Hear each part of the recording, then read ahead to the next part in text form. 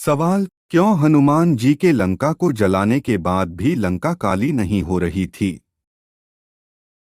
जवाब, यह बात सत्य है कि जब लंका को जलाया गया तब वो काली नहीं हो रही थी। इस बात से हनुमान जी भी हैरान थे। जब हनुमान जी ने लंका को जलाया था तब वो काली नहीं हो रही थी। वह चिंतित हो गए।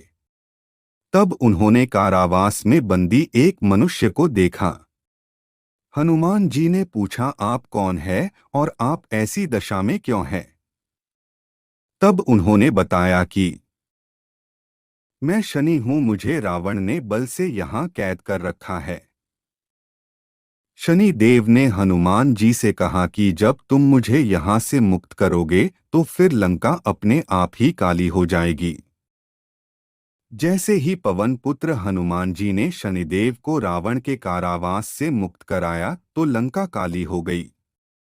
शनिदेव ने इस बात से खुश होकर पवन पुत्र को वरदान मांगने को कहा, तो पवन पुत्र ने कहा कि जो भी भक्त मेरी आराधना करेगा उस पर आप अपनी कुदृष्टि नहीं रखेंगे। और फिर शनि देव ने हनुमान जी को वरदान दे दिया। शनि देव को मुक्त कराने के बाद लंका काली हो गई थी। सवाल, देवी देवताओं का चरणामृत लेने के बाद अधिकतर लोगों की आदत होती है कि वे अपना हाथ सिर पर फेरते हैं। क्या शास्त्रों के अनुसार चरणामृत लेने के बाद सिर पर हाथ रखना सही है?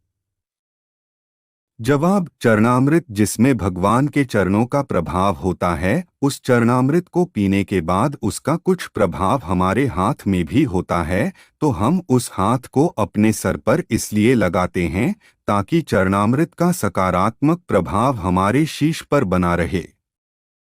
चरणामृत हमेशा सीधे हाथ से लेना चाहिए, लेकिन चरणामृत लेने के बाद सिर पर हाथ रखना सही है या नहीं यह बहुत कम लोग जानते हैं। शास्त्रों के अनुसार चरणामृत लेकर सिर पर हाथ रखना अच्छा नहीं माना जाता है। कहते हैं इससे विचारों में सकारात्मकता नहीं बल्कि नकारात्मकता बढ़ती है। इसीलिए चरणामृत लेकर कभी भी सिर पर हाथ नहीं फेरना चाहिए।